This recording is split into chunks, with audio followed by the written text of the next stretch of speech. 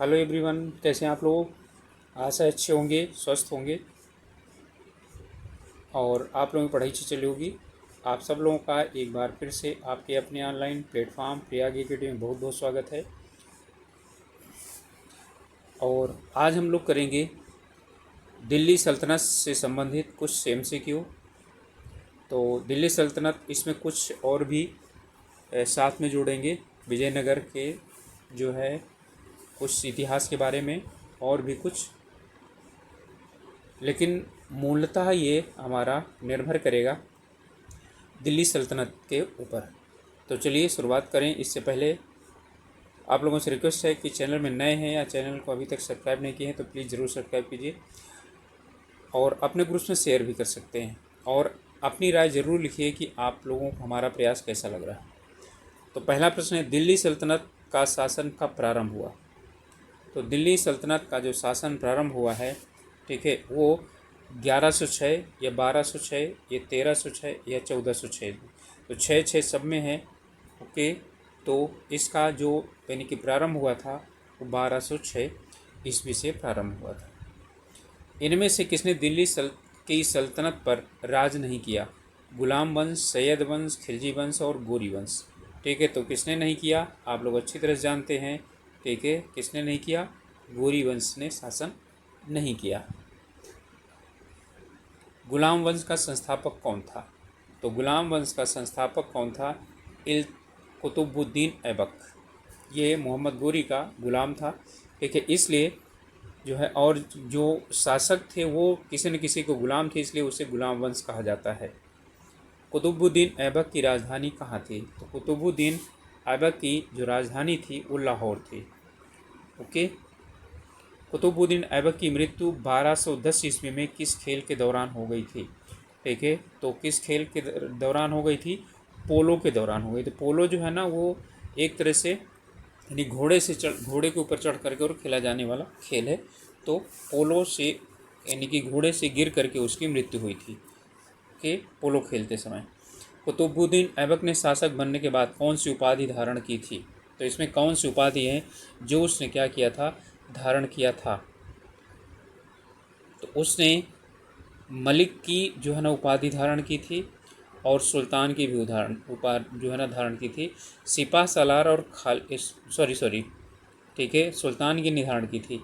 उसने मलिक की और सिपा सलार की धारण की थी। सुल्तान अपने आप को नहीं कहता था और खलीफा उसने अपने आप पे नहीं लगाया। ठीक है, तो इसलिए बहुत से विद्वान इसे पहला सुल्तान नहीं मानते हैं। तो 1 और 2 दोनों हो गया। दिल्ली सल्तनत का वास्तविक संस्थापक अथवा उद्धारक किसे माना जाता है। तो वास्तविक संस्थापक की बात करते हैं तो संस्थापक कौन हो गया, कुतुबुद्दीन ऐबक। तो वास्तविक जो संस्थापक था, ठीक है, वो था इल्तुतमिश। ओके, तो ध्यान रखिएगा, क्वेश्चन जो पूछता है उसे आपको उसी तरह से उत्तर देना है। इल्तुतमिश ने सल्तनत की राजधानी के रूप में किसे स्थापित किया, लाहौर, दिल्ली, दीपालपुर या मुल्तान को। तो इसने स्थापित किया दिल्ली, यानी कि उसकी लाहौर थी और इसने दिल्ली को अपनी राजधानी बनाया। ओके, नियमित मुद्रा जारी करने वाला और दिल्ली को अपने साम्राज्य की राजधानी घोषित करने वाला प्रथम सुल्तान कौन था। तो आप समझ गए हैं, ठीक है, तो कौन था, इल्तुतमिश। तो इसलिए क्या था, ये सुल्तान था क्योंकि इसने क्या किया था, नियमित मुद्रा जारी किया था। ठीक है, जो जो सुल्तान होगा वो मुद्रा जारी करेगा ही करे। ठीक है, तो इल्तुतमिश था। ओके, चलिए नेक्स्ट है, किसके सिक्कों पर बगदाद के खलीफा का नाम सर्वप्रथम अंकित हुआ। कुतुबुद्दीन ऐबक, इल्तुतमिश, सलाउद्दीन खिलजी या अलाउद्दीन महमूद शाह। तो इसमें है आपको उत्तर इल्तुतमिश। कुतुबुद्दीन ऐबक ने तो अपना सिक्का चलाया ही नहीं, खलीफा से उसने कोई वही पदवी धारण नहीं की। इल्तुतमिश ने सबसे पहले पदवी धारण की थी। इल्तुतमिश ने निम्नलिखित से किस दल का गठन किया था। ठीक है, तो जानते हैं आप, तुर्कान ए चहलगानी। ठीक है, तुर्कान ए चहलगानी का उसने क्या था।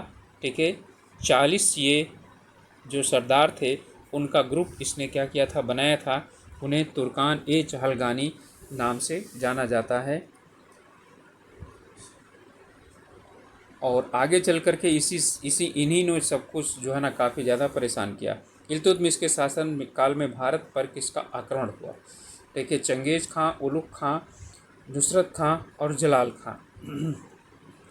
तो जानते हैं आक्रमणकारी कौन था? चंगेज खां। इल्तुतमिश ने बिहार में अपना प्रथम सूबेदार किसे नियुक्त किया था? ओके, तो इसने नियुक्त किया था मलिक जानी को। ठीक है, बिहार में अपना पहला सूबेदार। इल्तुतमिश के समय इनमें से कौन सा विद्रोह हुआ था? पिर्थू, तुगलरिल, उज़्बेकों या जाटों का विद्रोह? ओके, तो ये पिर्थू विद्रोह हुआ था इल्तुतमिश के समय। किस शताब्दी में दिल्ली का कुतुब मीनार बनाया गया? कुतुब मीनार जो है ना कब बनाया गया? तो 12वीं, 13वीं, 14वीं, ठीक है, और 11वीं। तो आप जानते हैं कि 1200 से शुरुआत होता है, 1206 से, और कुतुबुद्दीन ऐबक ने ही कुतुब मीनार बनवाया था। तो कुतुब यानी क्या बोलते हैं, कुतुब जो है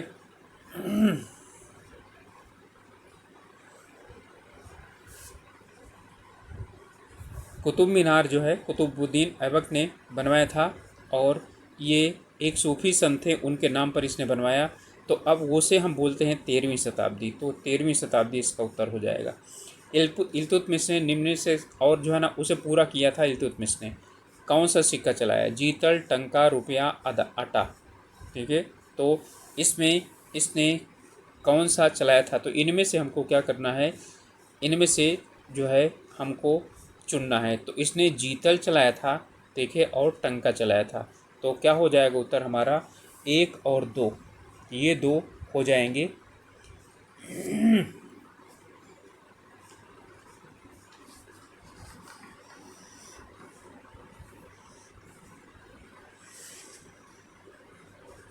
ओके, चलिए नेक्स्ट क्वेश्चन है,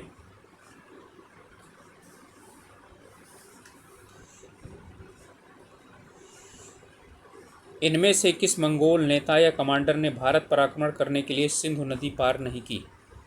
ठीक है, यानी बिजनेस जो है चंगेज खां, तैर बहादुर, अब्दुल्ला या कुतलुक ख्वाजा। तो इसमें से चंगेज खान ने, ठीक है, क्या नहीं किया? सिंधु नदी नहीं पार किया था। इनमें से कौन भारत की प्रथम महिला शासिका थी? ठीक है, प्रथम और अंतिम एकमात्र थी रजिया सुल्तान। ओके, प्रथम और एकमात्र जो थी वो रजिया सुल्तान थी।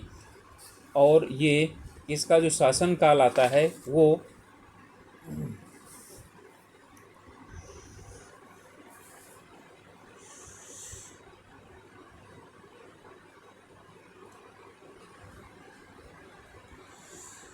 1236 से 1240 तक ईस्वी तक जो है ना इसका शासनकाल आता है। रजिया सुल्तान किसकी बेटी थी? यहाँ पर सुल्तान की बात हो रही है, ठीक है, तो किसकी बेटी थी? वो इल्तुतमिश की बेटी थी।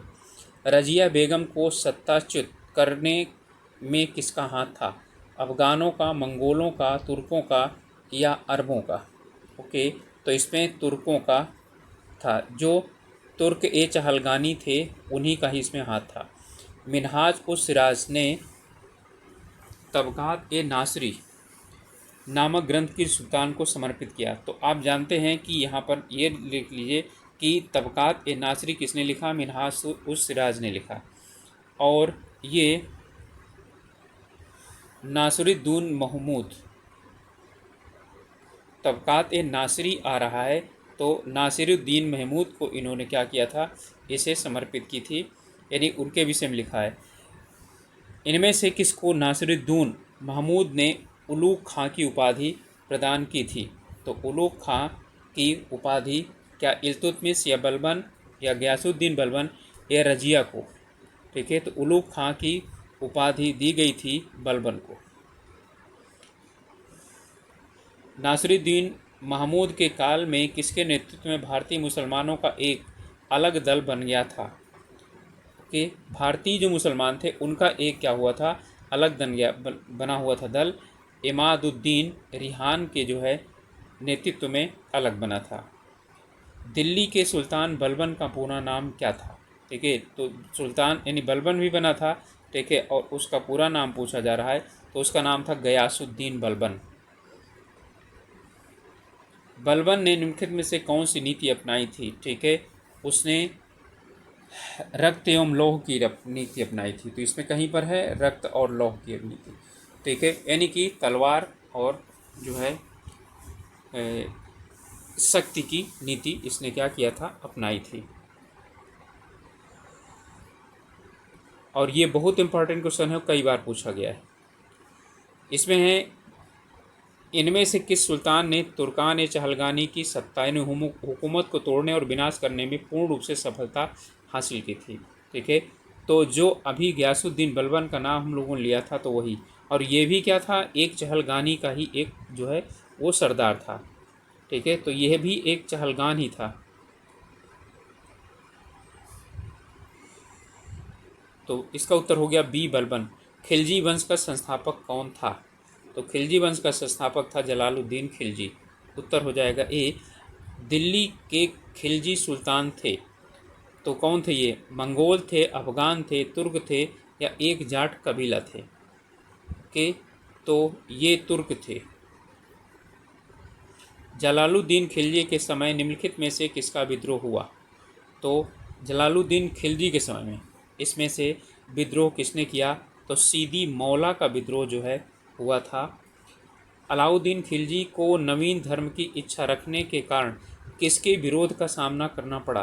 तो आप लोग जानते हैं कि जो धर्मगुरु होंगे उन्हीं के ही विरोध का सामना करना पड़ेगा। तो वो कौन थे? उलेमा थे।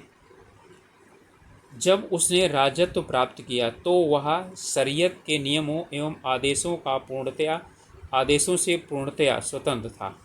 बर्नी ने यह कथन किस सुल्तान के लिए कहा? यानी कि जियाउद्दीन बर्नी ने ये जो है ना, यानी कि किस सुल्तान के विषय में ये बात लिखी है? ठीक है, तो वो जो है आप अच्छी तरह से जानते हैं, जो ऊपर आया है अलाउद्दीन खिलजी। ठीक है, तो अलाउद्दीन खिलजी के विषय में कहा गया है। अलाउद्दीन खिलजी ने निम्नलिखित में से कौन सी उपाधि धारण की थी? तो इसमें से उसने सिकंदर ए सानी, ठीक है, की उपाधि उसने धारण की थी। सेना को वेतन देने की प्रणाली का विधान किसने किया था? तो वो था अलाउद्दीन खिलजी ने। सबसे पहले स्थायी सेना रखा और उसे वेतन देना प्रारंभ किया। 1306 ईस्वी के बाद अलाउद्दीन खिलजी के समय में दिल्ली के सुल्तान और मंगोलों के बीच सीमा क्या थी? यानी कि जो है मंगोलों और यानी कि सुल्तान दिल्ली, कहने मतलब है भारत और मंगोलों के बीच सीमा क्या थी? ब्यास नदी, रावी नदी, सिंधु नदी, या सतलज नदी? तो जो है उसकी सीमा थी सिंधु नदी। किस सुल्तान ने ज़मीन में फसल की नपाई का आधा राजस्व के रूप में दावा किया? यानी किसने जो है ना, यानी कि फसल का आधा भाग, कहने मतलब है 50% टैक्स के रूप में, ठीक है, वसूलने की बात की। ठीक है, तो वो कौन था? वो था अलाउद्दीन खिलजी।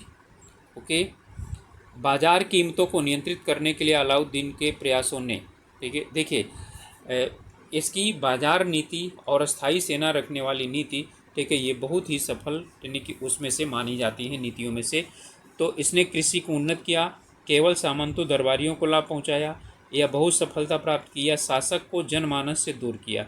ध्यान रखिएगा, बाजार कीमतों को नियंत्रित करने के कारण, ठीक है, तो अलाउद्दीन से यानी कि को क्या हुआ? ठीक है, तो यानी कि बाजार कीमतों को नियंत्रित करने के लिए अलाउद्दीन खिलजी में बहुत सफलता प्राप्त की। आज भी ये चलता है, जो कंट्रोल की दुकानें आप लोगों को दिखाई पड़ती हैं वो इसी की देन है। ठीक है, या इसी का बिगड़ा हुआ रूप मान सकते हैं। तृतीय मंगोल आक्रमण में निम्न में से कौन सा सेना नायक वीर गति को प्राप्त हुआ?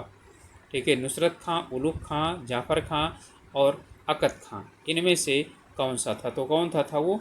जाफ़र खां।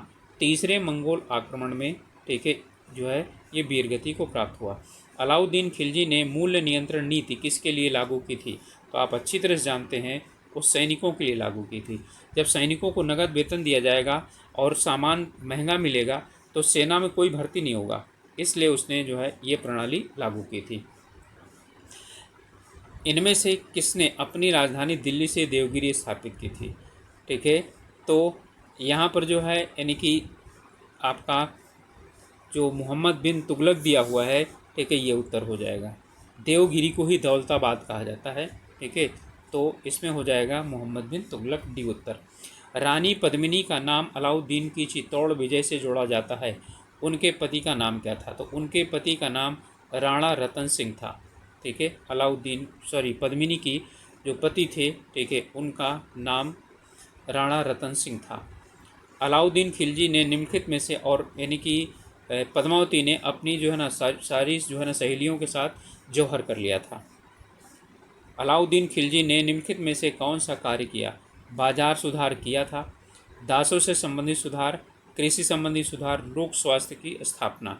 ठीक है, तो किस लिए जाना जाता है? ठीक है, तो वो बाजार सुधार के लिए जाना जाता है अलाउद्दीन खिलजी। किसने अपने आप को खलीफा घोषित किया था? ठीक है, तो खलीफा या खलीफा का नाइब जो घोषित किया था वो अलाउद्दीन ने घोषित किया था अपने आप को। ओके, चलिए नेक्स्ट है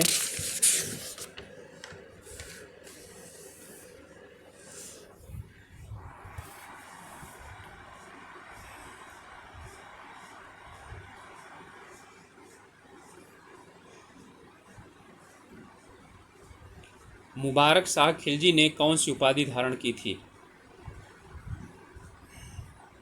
के तो इसने खिलाफत उल लाह की उपाधि जो है वो धारण की थी। किस इतिहासकार ने यह वर्णित किया है कि मुबारक खिलजी कभी कभी दरबार में नग्नावस्था में आता था? के तो इब्न बतूता, बर्नी या इसामी या निकोलो कोंटी? तो वो थे बर्नी। तुगलक वंश का संस्थापक इसमें से कौन था? तो गाजी मलिक, उज्बेक खां, मोहम्मद बिन तुगलक, फिरोज शाह तुगलक। ये तो बहुत बाद के हैं, तो कौन था? गाजी मलिक। गयासुद्दीन तुगलक को किस कार्य के लिए जाना जाता है? नहरों का निर्माण, डाक व्यवस्था, उदार नीतियों के लिए, उपरोक्त सभी के लिए। ठीक है, तो गयासुद्दीन तुगलक को जो है किस लिए जाना जाता है? नहरों के निर्माण के लिए भी, डाक व्यवस्था के लिए भी, उदार नीतियों के लिए भी, उपर्युक्त सभी के लिए जाना जाता है।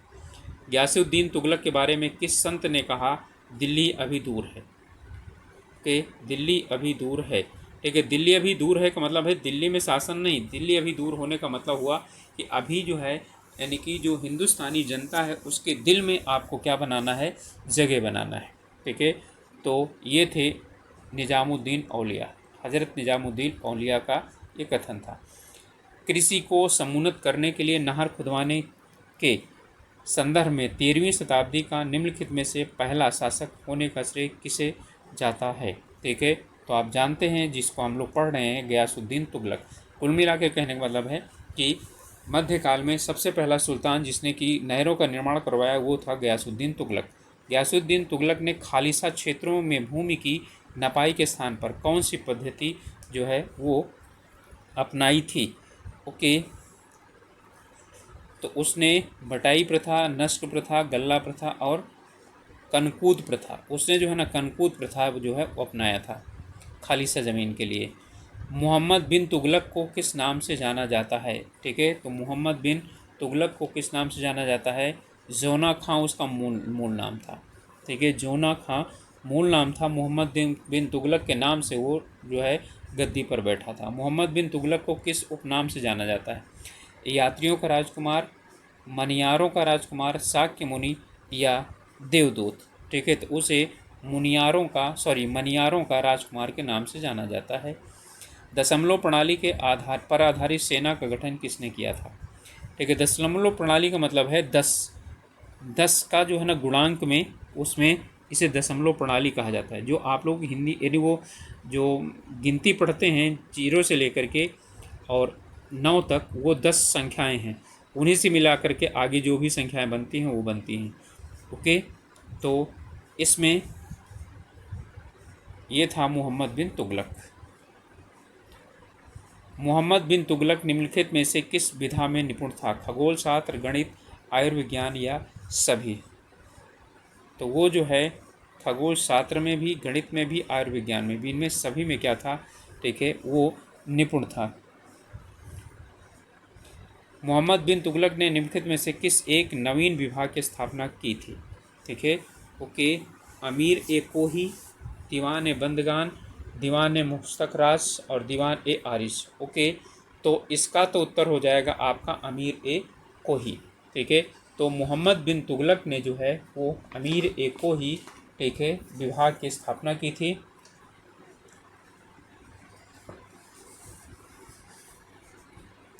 ओके। और इसके बाद अब आपका आता है दीवान ए बंदगान, ठीक है। तो अमीर एक को ही जो था वो कृषि विभाग था, ठीक है। अमीर एक को ही ये कृषि विभाग का, ठीक है, वो प्रमुख होता था। क्लियर। इसके बाद अब आता है हमारा दीवान ए बंदगान, ठीक है। दीवान ए बंदगान ये फ़िरोज़ शाह तुगलक ने, ठीक है, किया था, ठीक है। तो फ़िरोज़ शाह तुगलक,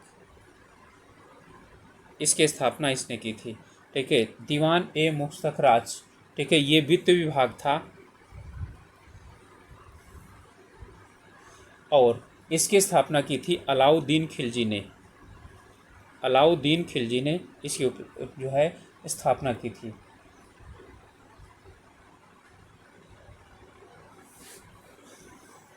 चलिए नेक्स्ट है मोहम्मद बिन तुगलक ने दिल्ली के स्थान पर नवीन राजधानी किसे बनाया, ठीक है। तो जानते हैं कौन सा था, दौलताबाद। मोहम्मद बिन तुगलक हिंदुओं के किस त्यौहार में भाग लेता था, ठीक है। तो मोहम्मद बिन तुगलक जो है वो हिंदुओं के किस त्यौहार में भाग लेता था, वो त्यौहार था होली। ओके।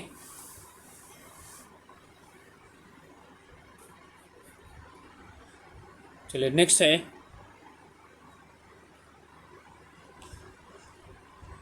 इनमें से कौन सा जैन संत मोहम्मद बिन तुगलक के राज दरबार से संबंधित था।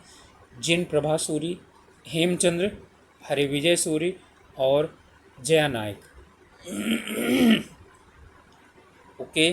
तो इसमें जो जिन प्रभा सूरी हैं वो मोहम्मद बिन तुगलक के राज दरबार में, ठीक है, थे। नेक्स्ट है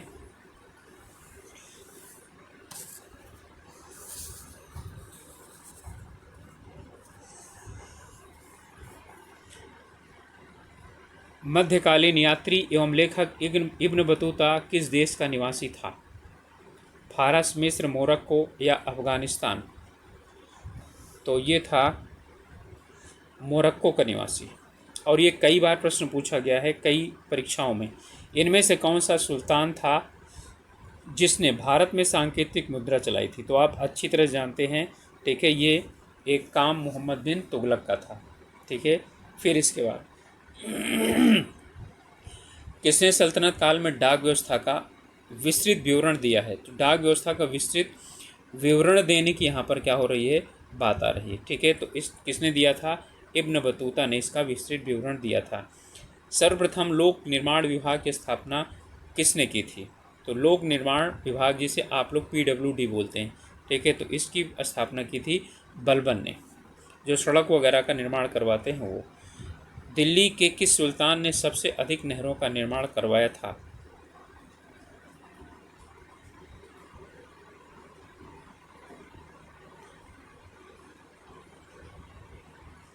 एक सेकेंड।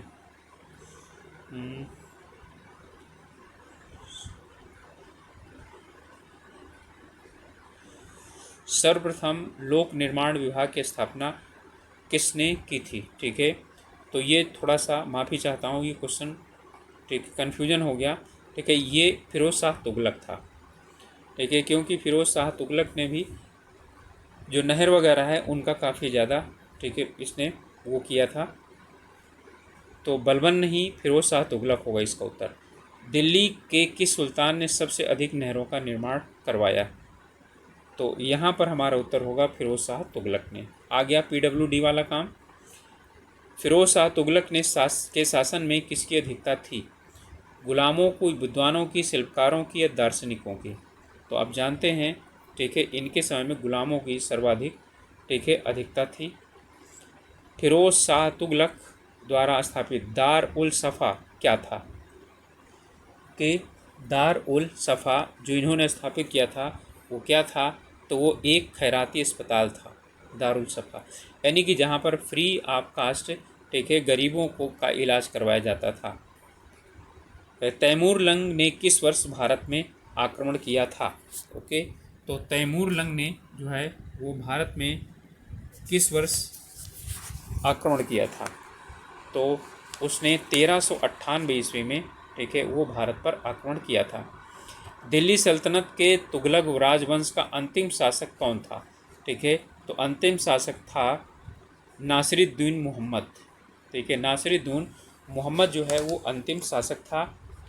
तैमूर के आक्रमण के बाद भारत में किस वंश का राज्य स्थापित हुआ? तो इसमें लोदी वंश, सैयद वंश, तुगलक वंश या खिलजी वंश। ठीक है, तो किसका शासन स्थापित हुआ? तो सैयद वंश का, यानी कि जो है शासन प्रारंभ हुआ।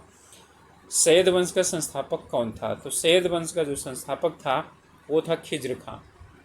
ओके, खिज्र खां सैयद वंश का संस्थापक था।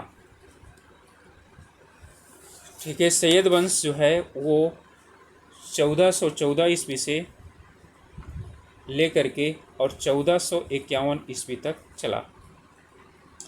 मुबारक शाह ने कौन सी उपाधि धारण की थी?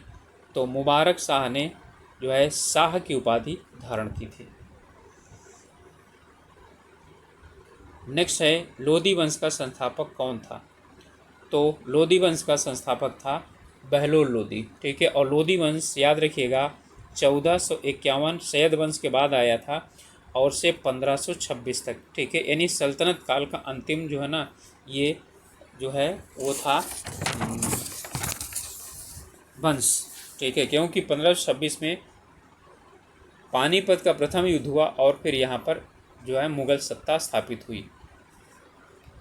बहलोल लोदी की महत्वपूर्ण उपलब्धि यह थी कि उसने निम्नलिखित में से किस राज्य के विरुद्ध सफलतापूर्वक युद्ध किया?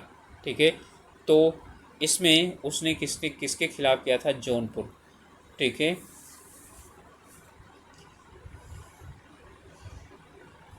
निम्नलिखित सल्तनत शासकों में से कौन अफगान मूल के थे? खिलजी, तुगलक, सैयद या लोदी? ठीक है, तो अफगान मूल के कौन थे? तो अफगान मूल के कौन थे? लोदी थे। दिल्ली की राजगद्दी पर अफगान शासकों के शासन का निम्नलिखित में से कौन सा एक सही कालक्रम है? ठीक है, इसका मतलब है कि कौन जो है ना, यानी कि शुरुआत में पहला कौन था, अंतिम कौन था। तो आप लोग अच्छी तरह से याद रखिए कि लोदी वंश का जो शासक था पहला, वो कौन सा था और अंतिम कौन था। ठीक है, तो जो है अब आपका जो उत्तर हो जाएगा वो इन्हीं में से क्या करिए, चुन लीजिए। ठीक है, स्थापना किया बहलोल ने। ठीक है, और इब्राहिम लोदी अंतिम था। ठीक है, तो जो यहाँ पर आएगा वही आपका उत्तर हो जाएगा। तो बहलोल, खान लोदी और सिकंदर शाह लोदी और इब्राहिम लोदी, ये तीन थे। के तो बहलोल, खान लोदी, ऊपर अभी प्रश्न आया था ना, ठीक है, कि यहाँ पर लोदी वंश का संस्थापक कौन था? तो बहलोल लोदी था। ठीक है, तो बहलोल लोदी से शुरुआत होगा। ओके, सिकंदर लोदी इसके बाद आएगा, अंतिम है इब्राहिम लोदी। नेक्स्ट है भूमि माप हेतु गज ए सिकंदरी का प्रचलन किस सल्तनत कालीन शासक ने किया था? ओके, तो गज ए सिकंदरी का जो यानी कि प्रारंभ है वो किसके द्वारा किया गया था? वो सिकंदरी का मतलब सिकंदर। ठीक है, तो सिकंदर लोदी के द्वारा किया गया था। राणा सांगा ने इब्राहिम लोदी के किस युद्ध में पराजित किया था? इब्राहिम लोदी को राणा सांगा ने क्या किया था? पराजित किया था। और वो कौन सा युद्ध था? वो था खतौली का युद्ध। ओके, खानवा का युद्ध तो राणा सांगा और बाबर के प्रति इन्हीं साथ हुआ था। लोदी वंश का अंतिम शासक कौन था? तो इसे अभी ऊपर बताया था, इब्राहिम लोदी 1526 ईस्वी। सल्तनत काल में किस भाषा को राजभाषा का दर्जा दिया गया था? तो यानी कि कहने का मतलब है सल्तनत काल की राजभाषा कौन सी थी? कौन सी थी? फारसी थी। ओके, तुर्की मत लगा दीजिएगा आप लोग। ठीक है, तो फारसी थी। सल्तनत काल के अधिकांश अमीर एवं सुल्तान किस वर्ग से थे? तुर्क, मंगोल, तातार या अरब? तो इसमें वो थे तुर्क।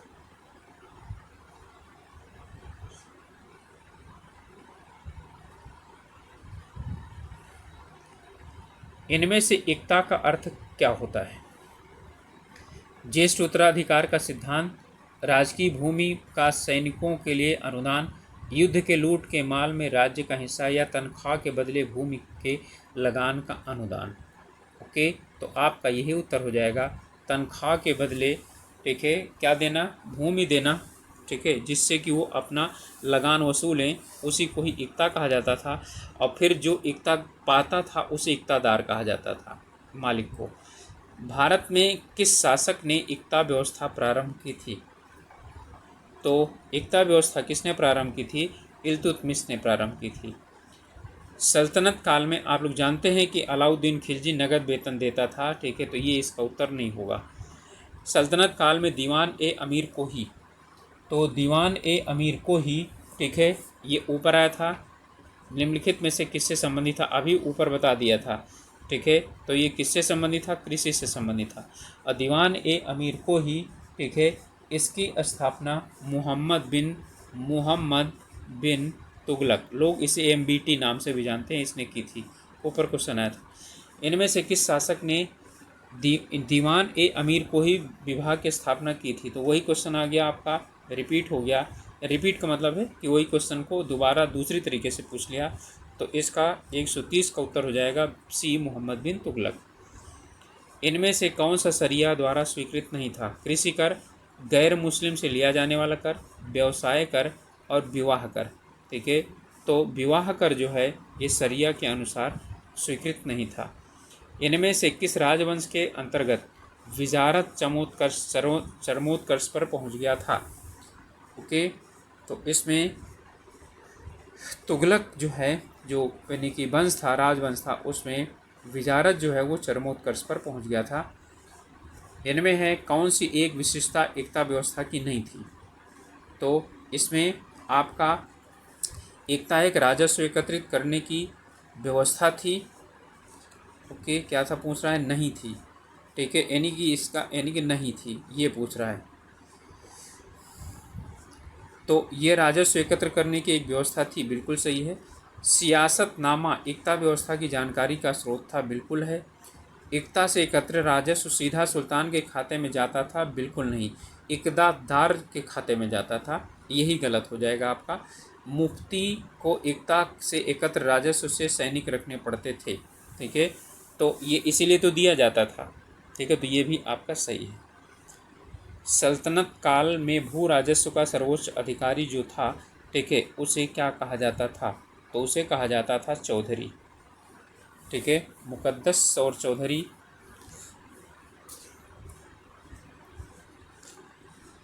इनमें से कौन सा सही सुमेलित है?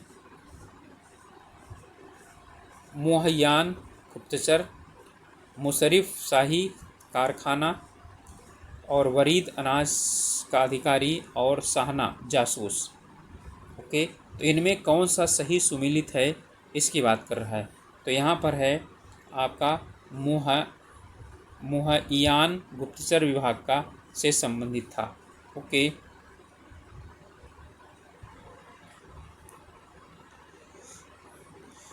चलिए अब है मुशर्रिफ, ठीक है, मुशर्रिफ ए मुमालिक।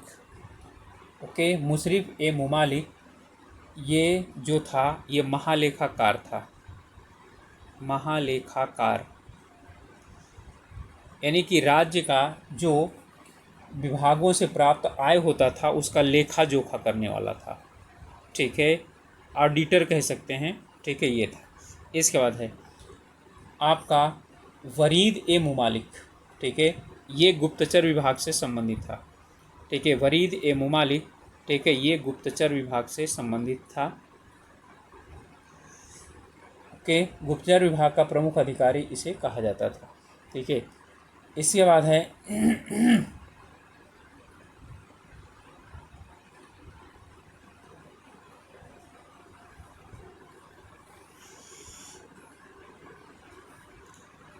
चलिए नेक्स्ट है आपका, इनमें से दिया हुआ है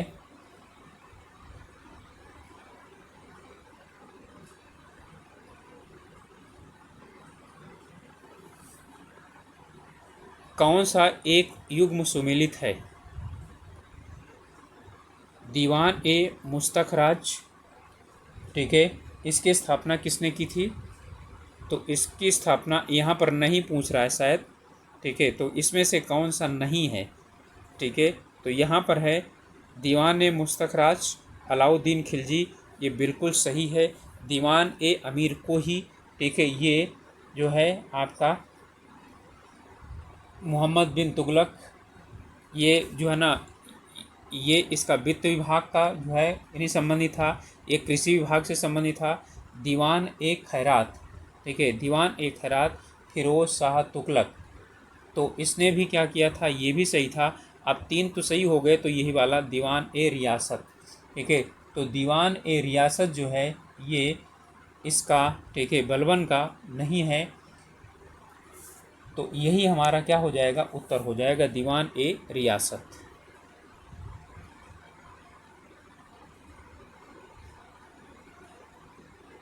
चलिए नेक्स्ट है,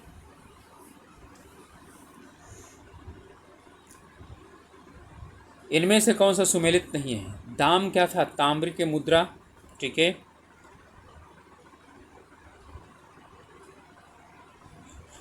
और देसाई राजस्व अधिकारी, दीवान प्रांतीय राजस्व का प्रमुख, और जरीब एक प्रकार का क्या था, कर था। इनमें पूछ रहा है सुमेलित नहीं है।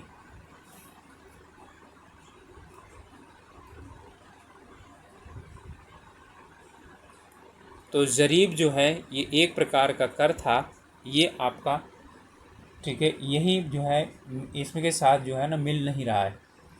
ओके, दाम जो है तांबे की मुद्रा थी, देसाई राजस्व अधिकारी था, दीवान जो था वो प्रांतीय राजस्व का प्रमुख था। इसे दीवान अमीर को ही भी कहा जाता था। और दीवान ए जो खैरात था वो दान विभाग का अधिकारी होता था। और दीवान ए इस्तेहाक जो है वो पेंशन विभाग का अधिकारी होता था।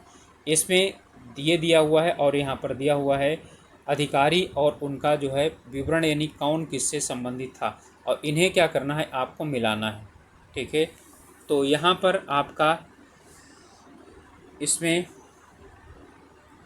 अधिकारी है और यहाँ पर उनका विभाग है, और उनको क्या करना है, मिलाना है। तो चलिए देखते हैं। खुद अभी उधर मैंने बताया था, खुद और मुदद्दस, ठीक है, अमीर ए हाजिब और मुतसिब और नवीसांद। ओके, तो इसमें खुद जो था वो गांव का अधिकारी होता था। खुद और मुकद्दस ये गांव के अधिकारी होते थे, खुद, मुकद्दस और चौधरी। ओके, फिर है इसका हो जाएगा 4। इसके बाद अमीर ए हाजिब, ये राज्यसभा का प्रभारी अधिकारी होता था, यानी कि यहाँ पर हो गया 1। मुहतसिब, ठीक है, तो मुहतसिब जो था वो नगर पालिका के नियमों का व्यवस्थापक अधिकारी था, तो यहाँ पर हो जाएगा 2। नवीसंदा जो था, अब आपका क्या बचा, 3 बचा, तो यहाँ पर ही हो जाएगा 4, 1, 2, 3 हो जाएगा, ठीक है। तो ये लिपिक था या जो है यानी कि जो क्लर्क था, ठीक है। तो आपको उत्तर क्या हो जाएगा, ए हो जाएगा 4, 1, 2, 3।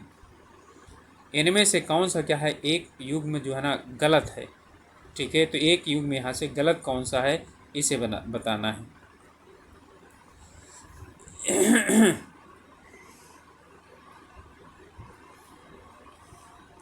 चलिए, अब जो है इसमें दीवान रियासत, ये जो है अलाउद्दीन खिलजी का था। दीवान ए बंदगान, ठीक है, तो दीवान ए बंदगान ये गयासुद्दीन तुगलक नहीं, ये फिरोज़ शाह तुगलक से संबंधित है। तो ये फिरोज़ शाह तुगलक से संबंधित है, तो ये उत्तर हमारा हो जाएगा। दीवान ए सियासत मोहम्मद बिन तुगलक द्वारा स्थापित। दीवान ए खैरात फिरोज़ शाह तुगलक द्वारा स्थापित। अभी उधर आया था कि दीवान ए खैरात की स्थापना किसने की थी। इनमें से कौन से कुतुब मीनार के विषय में सही नहीं है।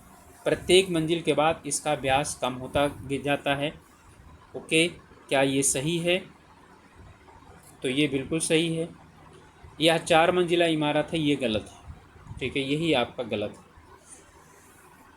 ओके, इसका निर्माण इल्तुतमिश द्वारा पूरा किया गया, ये भी सही है। इसमें हिंदू तथा इस्लामी स्थापत्य कला की विशेषताएं शामिल हैं। ठीक है, ये भी सही है। अब जिन बच्चों को मालूम है वो यहाँ पर क्या करिए, कमेंट करके बताइए कि जब 4 मंजिला इमारत नहीं तो कितने मंजिला इमारत है। ठीक है, और बताया है अंतिम मंजिला यानी कि कौन सा मंजिल इल्तुतमिश ने पूरा करवाया था। इनमें से किस सुल्तान ने कुतुब मीनार की 5वीं मंजिल का निर्माण करवाया। लीजिए, अब आ गया आपका उत्तर, यानी 5 मंजिल का है और इल्तुतमिश ने क्या किया था, 5वीं मंजिल का निर्माण करवाया था। 2.5 दिन का झोपड़ा क्या है। ठीक है, तो 2.5 दिन का झोपड़ा मस्जिद, मंदिर, संत की झोपड़ी या मीनार है। ठीक है, तो ये क्या थे, एक मस्जिद है। ठीक है, और वो खुली हुई मस्जिद है। ठीक है, 2.5 दिन का झोपड़ा अजमेर में है। और आप लोगों को जिसको पता हो तो बताइए कि 2.5 दिन का झोपड़ा किसने बनवाया था। ठीक है, तो जो कुतुबुद्दीन ऐबक बताएंगे उनका सही होगा, बाकी का गलत। इनमें से कुतुब मीनार का निर्माण में योगदान नहीं दिया। कुतुबुद्दीन ऐबक, इल्तुतमिश, अलाउद्दीन खिलजी और फिरोज शाह तुगलक। ओके, तो किसने इसमें नहीं दिया, तो अलाउद्दीन खिलजी ने। देखिए, कुतुबुद्दीन ऐबक ने बनवाना शुरू किया, इल्तुतमिश ने 5वीं मंजिल बनवाई, और एक बार बिजली गिरने के कारण उसका जो है ना ऊपरी मंजिल या कुछ जो है ना उसका हिस्सा खराब हो गया था, तो उसे यानी कि उसको जो है फिर से मरम्मत करवाने का काम फिरोज शाह तुगलक ने किया था। ठीक है, तो आपका उत्तर हो जाएगा सी। नेक्स्ट है प्रश्न, स्थापत्य कला में गुम्बद को आधार प्रदान करने के लिए सबसे पहले भित्ति मेहराब प्रणालियों का प्रयोग किया गया। ठीक है, तो यानी कि कहाँ पर किया गया था। ठीक है, तो ये किया गया था अलाई दरवाजे में। क्वेश्चन फिर से देख लीजिए, यानी गुंबद को आधार प्रदान करने के लिए सबसे पहले भित्ति मेहराब यानी कि दीवारों में क्या बनाया जाना, मेहराब बनाया जाना, फिर उसके बाद यहाँ पर क्या बनाया, गुंबद बनाया जाना। ठीक है, तो अलाई दरवाजे में शुरुआत हुआ था। भारत में प्रथम मकबरा जो शुद्ध इस्लामी शैली में निर्मित हुआ वो किसका है। ठीक है, तो वो बलबन का मकबरा है। ध्यान रखिएगा, प्रथम मकबरा जो शुद्ध इस्लामी शैली में बना हुआ है। ओके, इनमें से किस शासक ने जहां पनाह का निर्माण करवाया, जो दिल्ली का चौथा नगर था। ठीक है, जहां पनाह नगर, ठीक है, किसने बसाया था, ये क्वेश्चन क्या कर रहा है, यहाँ पर पूछ रहा है। ठीक है, तो मोहम्मद बिन तुगलक ने, ठीक है, इसे जो है ना बसाया था। नेक्स्ट है, इनमें से कौन सा एक अष्टभुजी मकबरा है, तो 8भुजी मकबरा इनमें से कौन सा है। तो इसमें सिकंदर लोदी का जो मकबरा है वो अष्टभुजी मकबरा है। ओके, चलिए नेक्स्ट है, चित्तौड़ का कीर्ति स्तंभ निर्मित हुआ था, किसके शासनकाल में निर्मित हुआ था। ठीक है, कीर्ति स्तंभ और किसके द्वारा करवाया गया था, कुल मिलाकर के ये प्रश्न पूछ रहा है। तो वो राणा कुंभा के द्वारा, ठीक है, करवाया गया था उसका निर्माण।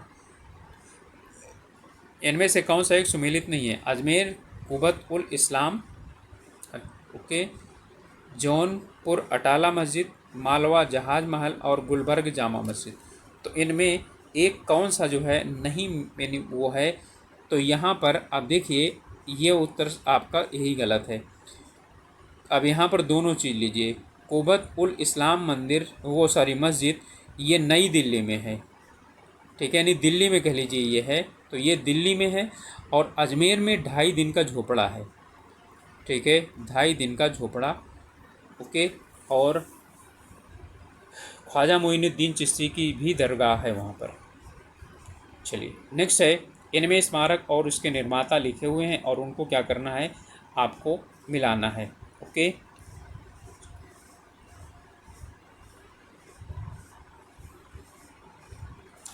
इसमें है कुबत उल इस्लाम मस्जिद, तो किसने बनवाया।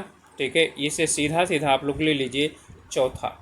ठीक है, यानी कि कौन, कुतुबुद्दीन ऐबक। और ये कुबत उल इस्लाम मस्जिद जो है वो भारत में इस्लामिक परंपरा के अनुसार बनाई गई पहली मस्जिद थी। दिल्ली में जो हौज खास है वो, ठीक है, किसने बनवाया था। ठीक है, तो अलाउद्दीन खिलजी ने बनवाया था, तो इसका उत्तर हो जाएगा 1। ओके, आदिलाबाद का जो किला है, ठीक है, वो किसने बनवाया था, तो वो इसका हो जाएगा मोहम्मद बिन तुगलक ने। ठीक है, तो कितना हो जाएगा, 3 हो जाएगा। बदायूं में जामा मस्जिद, ठीक है, अब कौन सा बचा, एक बचा, ठीक है, वो है इल्तुतमिश। ठीक है, तो 4, 1, 3 और 2 ये जो है आपके किसमें हैं, तो ये आपका सी है, यही वाला उत्तर हो जाएगा। अमीर खुसरो थे क्या कवि, इतिहासकार, संगीतज्ञ, तीनों? तो आप जानते हैं तीनों थे।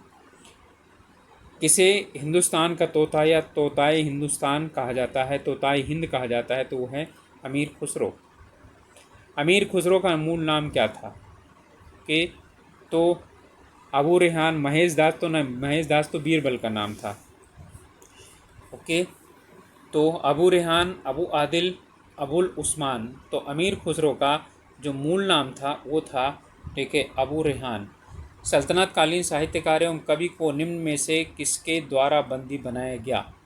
सल्तनत कालीन साहित्यकार एवं कवि को, यानी कि कहने मतलब है कि अमीर खुसरो को किसने बंदी बनाया होगा? मंगोलों ने, तुर्कों ने, अफ़गानों ने, सैयदों ने। तो मंगोलों ने जो है क्या किया था, बनाया था बंदी। इनमें से कौन सी रचना अमीर खुसरो की है? मिफ्ता उल फुतूह, तुगलकनामा, नूहे सिपहर और ये सभी। तो नूह सिपहर और ये क्या है, ये सभी इनके हैं। मिफ्ता उल फुतूह, तुगलकनामा और नूहे सिपहर, ये सभी इन्हीं की जो है वो पुस्तकें हैं। अमीर खुसरो किसका दरबारी कवि था? अलाउद्दीन खिलजी, मोहम्मद बिन तुगलक, इब्राहिम लोदी, फिरोज शाह। ठीक है, तो तुगलक, इसमें ये अलाउद्दीन खिलजी का क्या था, दरबारी कवि था। ठीक है, अब जो है ना, यानी जिस बच्चे को मालूम हो आप लोग क्या करिए बताइए कि अमीर खुसरो ने कुल कितने सुल्तानों का शासनकाल देखा था? मुंतखब उल तवारीख इनमें से किसकी रचना है? बदायूनी की, अलबनूनी की, चाणक्य की, अमीर खुसरो की? मुंतखब उल तवारीख ये किसकी रचना है? ठीक है, तो ये रचना है बदायूनी की, मुंतखब उल तवारीख, इसके लेखक बदायूनी हैं। शाहनामा किस साहित्यकार की रचना है? तो शाहनामा, ठीक है, किसने लिखा है? वो अब्दुल हमीद लाहौरी। ठीक है, शाहनामा लाहौरी ने लिखा है। गुलबदन बेगम तो अभी तो आएंगी नहीं, वैसे गुलबदन बेगम ने हुमायूं नामा लिखा हुआ है। दिल्ली सल्तनत के किस साहित्यकार ने ताजुल मासिर, ताजुल मासिर नामक क्या किया था, ग्रंथ की रचना की थी? ठीक है, तो ये हसन निज़ामी है। हसन निज़ामी ने ताज उल है, वैसे ताज उल मासिर ग्रंथ की रचना की, लेकिन ताजुल मासिर एक साथ लिख दिया गया है। ठीक है, तुगलकनामा निम्नलिखित में से किसकी रचना है? ठीक है, तो तुगलकनामा आप लोग ऊपर देख चुके हैं, ये अमीर खुसरो की रचना है। इनमें से कौन सा राजपूत राजा संगीत पर एक पुस्तक के लेखक के रूप में जाना जाता है? जयचंद गढ़वाल, पृथ्वीराज चौहान, राणा कुंभा या मानसिंह? तो आप लोग जानते हैं कि पृथ्वीराज चौहान तो थे नहीं, ठीक है, मानसिंह भी नहीं थे। ठीक है, अब ये जयचंद गढ़वाल और राणा कुंभा। तो कौन थे राणा कुंभा? राणा कुंभा संगीत पर एक पुस्तक लिखने के रूप में इनको जाना जाता है। ओके, 1355 में पूरी की गई इब्न बतूता की कृति रेहला क्या है? आप देखिएगा, इसमें 3-4 प्रश्न हैं। रेहला किसकी पुस्तक है? ये इब्न बतूता की है। कब पूरी हुई? 1355 ईस्वी में। अब इसमें है क्या, यानी कि इसमें लिखा क्या गया है? तो ये इनकी क्या है, एक आत्मकथा है। ओके, रेहला किस में लिखी गई है, यानी कि किस में लिखी गई और कब लिखी गई? ओके,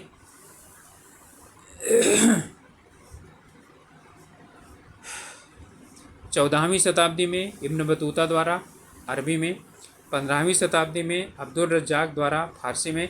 15वीं शताब्दी का मतलब आप समझते हैं, ठीक है, 15वीं शताब्दी का मतलब है 1400 से लेकर 1500 से के बीच में। और जो है ना, यानी कि ये, और यहाँ से 16वीं शताब्दी शुरुआत हो जाती है। 13वीं शताब्दी है 1200 से लेकर के 1201 से लेकर के 1300 तक। ठीक है, और 13वीं शताब्दी 14वीं शताब्दी इसी तरह से। 14वीं शताब्दी है 1301 से लेकर के और 1400 तक। ओके, तो किसके द्वारा लिखी गई? अभी ऊपर आप लोगों ने देखा कि ये जो पुस्तक है ये इब्न बतूता की है। ठीक है। अब ये इब्न बतूता की है, तो अब आपका क्या हो गया, ये दोनों तो अपने आप कट गए। अब इसके बाद अरबी और फ़ारसी बचा, ठीक है। और 13वीं और 14वीं है, तो 13वीं का मतलब है 1200 से लेकर के 1300 तक, तो ये तब तो आए ही नहीं थे, ठीक है। तो अब आपका बचा यानी 1300 से लेकर के और 1400 के बीच में, तो 14वीं शताब्दी में लिखा और अरबी भाषा में लिखी है। अभी ऊपर आया है 1355 ईस्वी, तो 1355 ईस्वी कौन सी शताब्दी हुई, 14वीं शताब्दी हुई, ठीक है। यानी कि 1301 से लेकर के 1400 तक कितना हुई, 14वीं शताब्दी। इनमें से कौन सा यात्रा वृत्त मोहम्मद बिन तुगलक के शासन काल के बारे में गहरी जानकारी प्रदान करता है। ओके, तो इब्न बतूता का रिहला, इब्न बतूता किससे संबंधित है, ठीक है। तो यानी कि मोहम्मद बिन तुगलक के शासनकाल में आया था। दिल्ली सल्तनत में दीवान ए अर्ज विभाग की स्थापना किसने की थी, तो दीवान ए अर्ज ये सैनिक विभाग था, ठीक है। ये सैन्य विभाग था, सैन्य विभाग था। और इसकी जो स्थापना की थी वो थे बलबन। इनमें से मध्यकालीन विद्वानों लेखों में से कौन जैन धर्म का अनुयायी था, मालग सूरी, हेमचंद सूरी, पार्थसारथी या सायण, ठीक है। तो इनमें कौन सा था, तो यहाँ पर आप जानते हैं कि हेमचंद सूरी जो है वो क्या थे, जैन धर्म के अनुयायी थे, ओके। किस वंश ने के सुल्तानों ने सबसे अधिक समय तक देश में राज्य किया था, खिलजी वंश, लोधी वंश, दास वंश और तुगलक वंश। तो इसमें आपका जो उत्तर होगा वो तुगलक वंश है, ओके।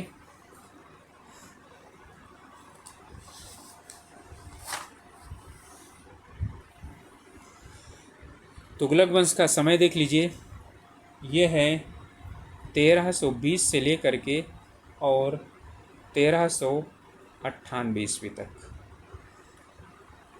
ओके। खिलजी वंश 1290 से लेकर के और 1320, 30 साल के करीब, ओके। और जो आपका गुलाम वंश था यानी कि दास वंश जिसे आप बोलते हैं, वो 1206 से लेकर के और 1200, ठीक है, 1206 से लेकर के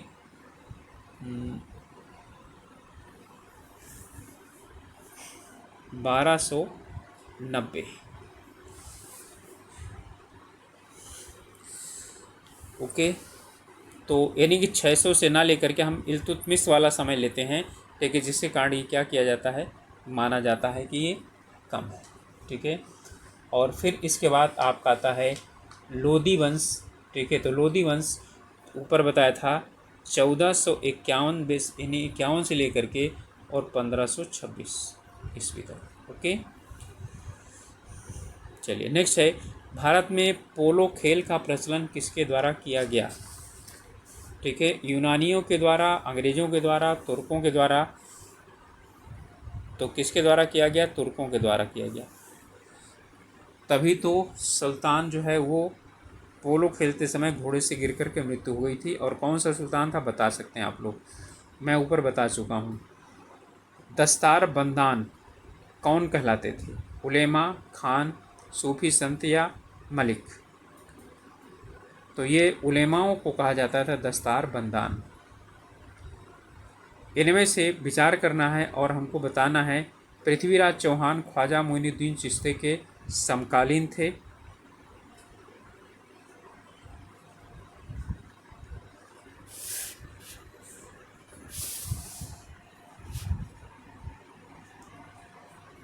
चलिए ये ले लेते हैं, हाँ सही है। गयासुद्दीन तुगलक शेख निजामुद्दीन औलिया, ठीक है, के समकालीन थे। तो ये भी सही है आपका। तो इसका मतलब है 1 और 2 दोनों सही हैं। इनमें से दिल्ली सल्तनत पर शासन किसने किया, ओके। निम्नलिखित वंशों में किस क्रम में, ओके, शासन किया। तो आप जानते हैं सबसे पहले आता है गुलाम वंश, ठीक है, अभी आया था। तो ठीक है, यहाँ पर नींव पड़ी थी 1206 में, ओके, 1290 तक। फिर इसके बाद यानी कि आपका क्या हो जाएगा, 4 आएगा।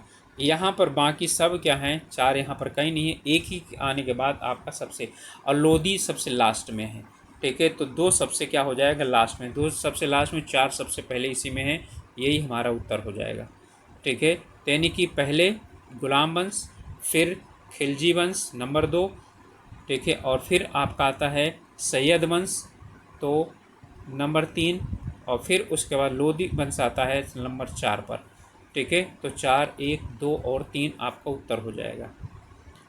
इनमें कह रहा है इन घटनाओं पर विचार कीजिए और कालक्रमानुसार जो है ना उनको सजाइए, ठीक है। यहाँ पर दे रहा है कि मोहम्मद तुगलक का राजधानी स्थानांतरण, अफगान षड्यंत्र, जलालुद्दीन खिलजी की हत्या और तराइन का द्वितीय युद्ध, ठीक है। तो तराइन का जो द्वितीय युद्ध था वो कब हुआ था, ठीक है। तो 1100 और ये 92 ईस्वी में हुआ था, ठीक है। तो इसका मतलब सबसे पहले तो यहीं से शुरुआत होगा, ठीक है। तो जब सबसे पहले शुरुआत होगा तो आपका उत्तर क्या हो जाएगा, ए हो जाएगा, ओके। तो इसमें आपका जो उत्तर होगा वो ए ही होगा। कारण क्या है, क्योंकि यहाँ 4 एक में ही है, बाकी और सब में यानी कि कहीं नहीं है, ठीक है। अब इसके बाद आता है जलालुद्दीन खिलजी की हत्या, क्योंकि जलालुद्दीन खिलजी बाद में आता है। तो जलालुद्दीन खिलजी के जो है ना यानी हत्या करने के बाद, ठीक है, कौन बनता है, अलाउद्दीन खिलजी राजा बनता है, ओके। फिर अफगान षड्यंत्र आता है, फिर अंत में आता है मोहम्मद तुगलक का राजधानी परिवर्तन, ठीक है। 4, 3, 2, 1 जो है ना आपको उत्तर हो जाएगा। अगला प्रश्न है, ठीक है। अब कुछ हम लोग जो है यानी यहाँ से अलग हट करके विजयनगर यानी कि नगर साम्राज्य या बहमनी साम्राज्य वगैरह जो छोटे छोटे राज्य थे उनके विषय में हम लोग अब बात करेंगे, ठीक है। 2-4 प्रश्न इनसे होंगे। और आप लोगों हम लोगों का प्रयास कैसे लग रहा है ज़रूर बताइएगा। और जो है चैनल पर नए हैं या अभी तक चैनल को सब्सक्राइब नहीं किए हैं तो प्लीज़ ज़रूर सब्सक्राइब कीजिएगा। और अच्छा प्रयास लग रहा है तो आप लोग लाइक कर सकते हैं, नहीं तो डिसलाइक भी कर सकते हैं। और क्या हम लोग जो है परिवर्तन करें ये बताइएगा। इस यानी इस वाले में ज़्यादा जो है आपको ऑप्शंस इसलिए नहीं पढ़ा जा रहा है क्योंकि इसमें कई क्वेश्चन हैं, लगभग इसमें जो है 120 प्रश्नों के करीब हैं, ठीक है। इसलिए आप लोगों को इसमें जो है सीधा सीधा उत्तर बताया जा रहा है और उसी को एक्सप्लेन कर दिया जा रहा है, जो ज़रूरी है अत्यंत उसी को बताया जा रहा है। चलिए अब यहाँ पर है विजयनगर साम्राज्य की स्थापना कब हुई थी, ठीक है। तो नगर साम्राज्य की स्थापना हुई थी 1336 ईस्वी में, ओके। चलिए विजयनगर साम्राज्य की स्थापना किसके द्वारा की गई थी, तो हरिहर और बुक्का ये दोनों क्या थे, भाई थे, इन्हीं के द्वारा की गई थी। विजयनगर के मध्यकालीन नगर को आजकल किस नाम से जाना जाता है, ठीक है। चंद्रगिरी से, हलेबीड से, हम्पी से या कोंडावीडु से, ओके। तो जो है इसे हम्पी के रूप में जाना जाता है आजकल। विजयनगर साम्राज्य का प्रथम राजवंश कौन था, ओके। तो विजयनगर जो है ना साम्राज्य का प्रथम जो राजवंश था, ठीक है, वो तो होयसल राजवंश था, ठीक है। तो होयसल, सालू और तुलु ये वंश जो था, ठीक है, इन्होंने वहाँ पर शासन किया था। विजयनगर की स्थापना में सहायता और वरदान किस संत ने दिया था, ओके।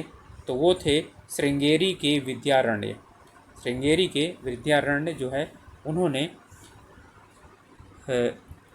तो श्रृंगेरी में शंकराचार्य भी हैं, पुरी में भी शंकराचार्य हैं, ठीक है। नेक्स्ट है विजयनगर के संस्थापक थे तो कौन थे, फिर से इसे बदल दिया है, ठीक है, अलग से पूछा गया है। तो ये थे हरिहर और बुक्का, ठीक है। और कब किया था, इन्होंने 1336 ईस्वी में इसकी स्थापना की थी। कृष्णदेव राय ने किस नगर की स्थापना की थी, ठीक है। यहाँ पर नगर पूछा जा रहा है, कृष्णदेव राय, ठीक है। तो विजयनगर के जो है ना साम्राज्य की जब बात आती है तो उसके सर्वश्रेष्ठ शासकों में से, ठीक है, यानी कि कृष्णदेव राय का पहला स्थान आता है। तो इसमें उन्होंने नांगलपुर की स्थापना की थी। कृष्णदेव राय ने नांगलपुर की स्थापना की थी। कृष्णदेव राय द्वारा निर्मित हजारा एवं विट्ठल स्वामी मंदिर किस राज्य में हैं। त्रावणकोर, अवध, विजयनगर, अमेध्य। अब जो है इसका आप लोग जानते हैं, जब विजयनगर के शासक थे तो ये यहीं पर तो क्या करेंगे, ठीक है, निर्माण करेंगे। हाँ, ऐसा भी होता है कि कई बार दूसरी जगहों पर जा करके वो फिर जो है ना यानी बना देते हैं, मंदिर बनाया जा सकता है। ठीक है, तो हजारा और विट्ठल स्वामी मंदिर कहाँ पर हैं, विजयनगर में हैं। ओके। अमुक्त मालत्य, जैसे जो है ना उसमें बनारस का जो शंकर जी का मंदिर है, ठीक है, तो उसे महारानी अहिल्याबाई होलकर ने बनवाया था। ओके, चलिए। आमुक्तमाल्यद, ठीक है, नामक ग्रंथ की रचना किस भाषा में की थी कृष्णदेव राय ने। तो यहाँ पर पहला क्वेश्चन ये है कि कृष्णदेव राय ने किस ग्रंथ को लिखा था, आमुक्त माल्यद। और अब ये किस में लिखा था, अब देखिए संस्कृत में तो होगा नहीं, ठीक है, और ना ही क्या होगा, ये तमिल में होगा। तो तेलुगु और कन्नड़ इन दोनों में से किसी एक में होगा। ठीक है, तो वो जो भाषा यानी कि वो जो क्षेत्र था वो, ठीक है, कर्नाटक क्षेत्र में, और कर्नाटक क्षेत्र में तेलुगु बोली जाती है, तो वो क्या है, ठीक है, आपका तेलुगु में लिखा था इन्होंने। ओके। विजयनगर के राजा कृष्णदेव राय ने गोलकुंडा का युद्ध किस राजा के साथ लड़ा था, तो वो थे कुली कुतुब शाह, ठीक है, के खिलाफ लड़ा था इन्होंने। विजयनगर साम्राज्य पर सांघातिक प्रहार किस युद्ध में हुआ, यानी कि बहुत ज़्यादा जिसमें नुकसान हुआ, वो तालीकोटा 1565 ईस्वी में जो युद्ध हुआ था, ठीक है, उसमें काफ़ी ज़्यादा उसका नुकसान हुआ था।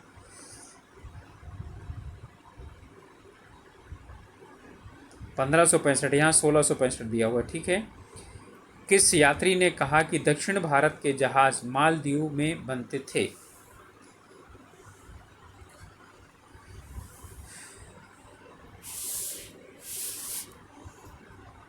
चलिए।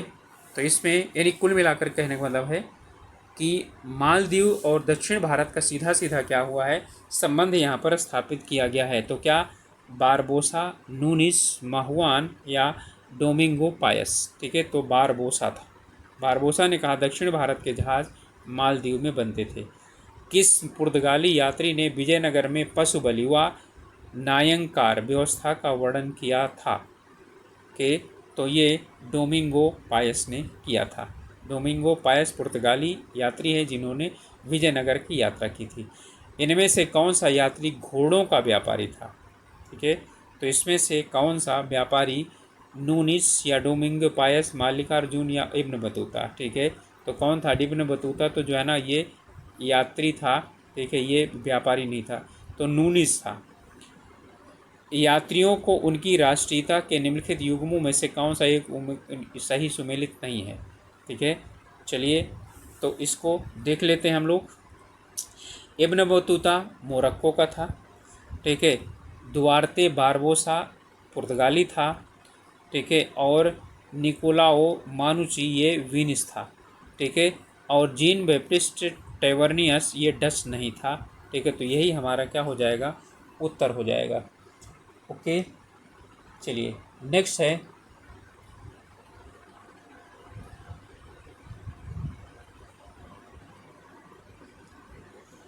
बहमनी राज्य की स्थापना किस वर्ष हुई थी।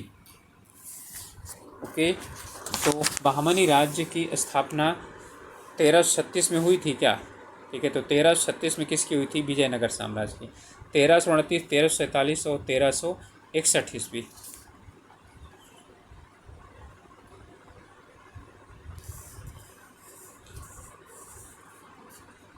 तो इसमें हुआ था 1347 में बहमनी राज्य की स्थापना। बहमनी राज्य की प्रथम राजधानी कौन थी, ओके, तो बहमनी राज्य की प्रथम राजधानी थी गुलबर्ग। गुलबर्गा वहाँ का मत समझिएगा, जम्मू कश्मीर का। दक्षिण भारत में किसने स्वतंत्र बहमनी राज्य की स्थापना की थी, ठीक है, तो विजयनगर साम्राज्य हो गया, बहमनी राज्य की स्थापना की बात आ रही है, ठीक है, तो आपको हो जाएगा अबू मुजफ्फर अलाउद्दीन बहमद शाह, या जिसे हसन गंगू के नाम से जाना जाता है, ठीक है, इसने क्या किया था, स्थापना की थी। तो अबू मुजफ्फर अलाउद्दीन बहमद शाह से ही बहमनी बना, ठीक है, तो उस हसन गंगू के नाम से भी जाना जाता है। वारंगल का स्वतंत्र राज्य 15वीं शताब्दी के आरंभ में किसके द्वारा अधिग्रहण के फलस्वरूप समाप्त हो गया था? तो ये जो है अहमद शाह के द्वारा अधिग्रहण पर क्या हो गया था, समाप्त हो गया था। किस बहमनी शासक को दक्कन का नीरो कहा जाता था? ठीक है, तो दक्कन का नीरो, नीरो का मतलब है, ठीक है, यानी कि जो किसी से कोई लेना देना ना रहे, अपने मस्ती में मस्त रहे। ठीक है, वही है ना नीरो, यानी कि यूरोप जल रहा था, नीरो बंसी बजा रहा था। ठीक है, यानी कि वो अपने जो है यानी राजकाज की तरफ ध्यान न देना, इसका मतलब ये होता है। ओके,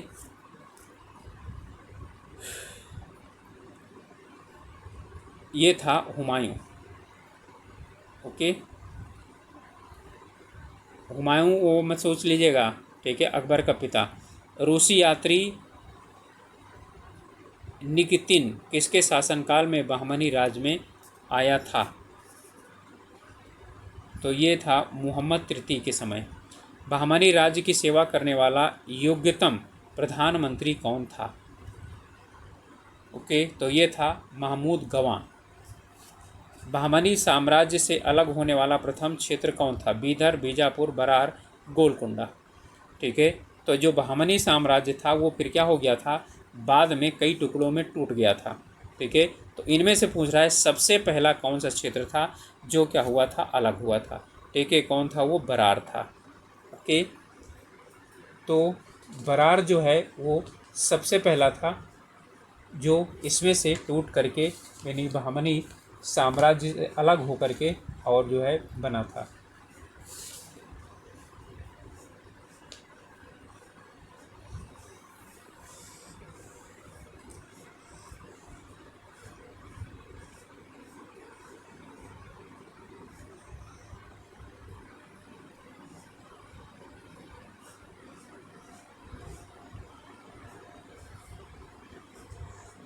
चलिए ठीक है, मैं सोच रहा था शायद एक जो है उसमें क्वेश्चन का आंसर गलत बता दिए थे, क्या वो सही है? बरार की स्थापना किसके द्वारा की गई थी?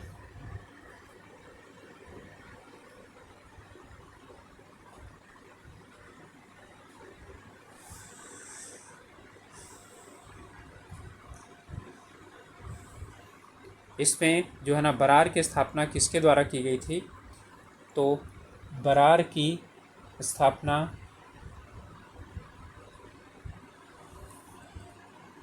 फताउल्लाह, इमादत शाह, अलाउद्दीन हुमायूं, मोहम्मद तृतीया, यूसुफ आदिल शाह, इनमें किसके द्वारा इसकी स्थापना की गई थी?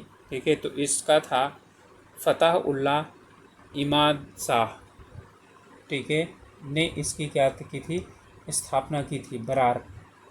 ठीक है, बरार की स्थापना इसके द्वारा की गई थी।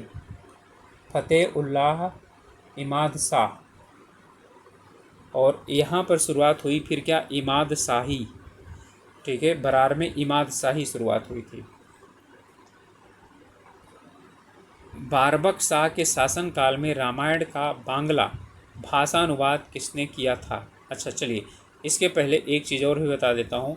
ठीक है, यहाँ पर है बीदर।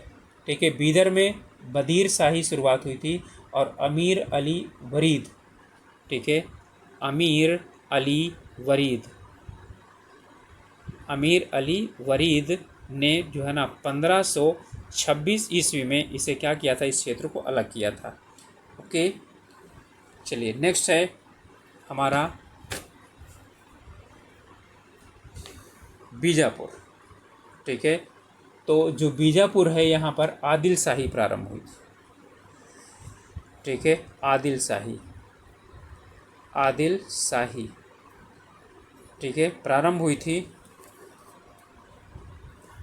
और ठीक है, इसे यूसुफ आदिल शाह ने यहाँ पर, ठीक है, इसकी स्थापना की थी। इसके बाद आता है हमारा गोलकुंडा। ठीक है, तो गोलकुंडा में कुतुब शाही, ठीक है, यहाँ पर कुतुब शाही, कुतुब शाही, ठीक है, का प्रारंभ जो है वो कुली कुतुब शाह ने किया था 1512 ईस्वी में। 1512 ईस्वी में किया था। ओके, तो ये सभी का बता दिया कि जो है यानी कि कब कहाँ किसका हुआ था। चलिए, बराबकशाह के शासनकाल में रामायण का बांग्ला भाषा में अनुवाद किसने किया था? तो इसमें इसका आपका जो उत्तर होगा वो होगा कृत्तिवास ने किया था। ओके, इन इन शासकों में से कौन बंगाल के महान संत चैतन्य के समकालीन था? ओके, तो वो था अलाउद्दीन हुसैन शाह। ठीक है, चैतन्य महाप्रभु के ठीक है समकालीन था वो। कश्मीर के शासक जो कश्मीर का अकबर के नाम से जाना जाता है, ठीक है, वो कौन था? ठीक है, तो जैनुल अबिदीन। ठीक है, जैनुल अबिदीन को, और ये बहुत ही यानी कि इम्पॉर्टेंट प्रश्न है, वो पूछा जाता है।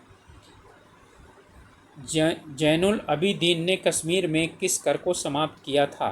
ठीक है, तो अब आप लोगों ने जो है यानी अकबर के नाम से समझ लिया, तो अकबर ने जो कर समाप्त किया वही कर ये भी समाप्त किया जाएगा। ठीक है, तो इस चीज़ से क्या किया जाएगा, बोला जाएगा अकबर है तो जजिया कर समाप्त किया था। ओके, कल्हड़ की राज तरंगणी की रचना हुई थी, तो यानी कि आपको दो चीज़ें जाननी है। सबसे पहले कल्हड़ राज तरंगणी के क्या हैं, लेखक हैं। ठीक है, और फिर इनकी रचना हुई थी ठीक है 12वीं शताब्दी में। ठीक है, इसमें कश्मीर के इतिहास के विषय में जानकारी मिलती है, यानी यही एक ऑथेंटिक पुस्तक है जिसमें हम कह सकते हैं कि कश्मीर का इतिहास इसमें हमें पूरी तरह से प्राप्त हो जाता है। कश्मीर के जैनुल अबादीन के आदेश पर महाभारत तथा राजतरंगिणी का किस भाषा में अनुवाद किया गया था? ठीक है, तो किस भाषा में किया गया था? फारसी भाषा में अनुवाद किया गया था। इनमें से किस शासक ने कश्मीर में मार्तंड मंदिर का निर्माण करवाया था? ओके, तो इसमें है अवंतीवर्मन ने ठीक है करवाया था। कहाँ पर? ठीक है, कश्मीर में।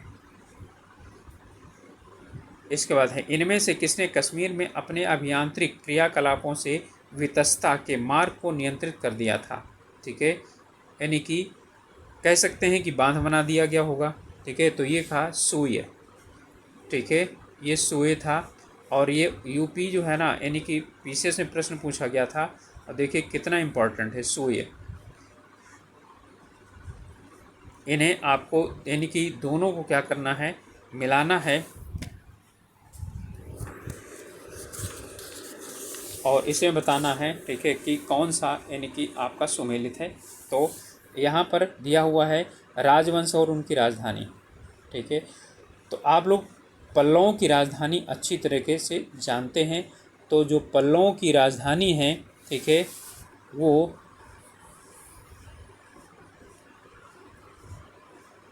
कांची है, तो 2 हो जाएगा, और इसमें से दो जगह है, अच्छा 3 जगह है, तो सी तो हल्ला घट गया। अब इसके बाद आते हैं पांड्य, यादव और काकतीय। ठीक है, तो इनमें से कोई सा भी आप एक और भी देख लीजिए जिससे आपका क्या हो जाएगा, यानी कि वो निकल करके आ जाएगा कि इसका उत्तर आपका क्या होगा। ठीक है, तो जो पांड्यों की राजधानी थी वो क्या थी, मदुरा थी। ठीक है, तो यहाँ पर 3 आ जाएगा, तो 2 3, तो आपका बी उत्तर हो जाएगा। ठीक है, तो यादवों की जो राजधानी थी वो कौन सी थी, देवगिरी थी। ठीक है, तो 4 हो जाएगा, और काकतीय की वारंगल 1। ठीक है, तो काकतीयों की वारंगल आसानी से आप लोग याद कर सकते हैं, तो 2 3 4 1 जो है ये आपका ये हो जाएगा। ओके, आप लोगों से रिक्वेस्ट है कि आप लोग चैनल में नए हैं या अभी तक चैनल को सब्सक्राइब नहीं किए तो प्लीज़ ज़रूर सब्सक्राइब कीजिएगा, और ये ज़रूर बताइएगा कि हम लोगों का प्रयास आप लोगों को कैसा लग रहा है और क्या सुधार किया जा सकता है। इसमें राज्य और सरकार दी गई हैं। ठीक है, यहाँ पर, और यहाँ पर यानी कि इन्होंने जो है ना यानी कि इनका सरकार की स्थापना कैसे किया था। चलिए तो देखते हैं। अहमदनगर, बीजापुर, बहमनी और विजयनगर। ठीक है, मलिक अंबर, अफजल खां और महमूद गवाह और नरसा नायक। ओके, तो इसमें अहमदनगर के से संबंधित हैं अफजल खां। ठीक है, तो आपका क्या हो जाएगा, 2 हो जाएगा। ठीक है, यहाँ पर हो जाएगा आपका 2। ओके, एक सेकेंड, अहमदनगर, बीजापुर, बहमनी और विजयनगर। तो इसमें है अहमदनगर अंबर यानी मलिक अंबर से संबंधित है, बीजापुर अफजल खां से संबंधित है, बहमनी महमूद गवां से संबंधित है, विजयनगर जो है सॉरी बीजापुर था वो, ठीक है, नरसा नायक से संबंधित है। ठीक है, तो आपका 1, 2, 3, 4 यानी जो सामने लिखे हुए हैं वो पूरी तरह से क्या हुए हैं, मिलजुल रहे हैं। ठीक है, तो आपका हो जाएगा उत्तर बी। ठीक है, तो अहमदनगर मलिक अंबर, बीजापुर अफजल खां, बहमनी महमूद गवां और विजयनगर ये नरसा नायक।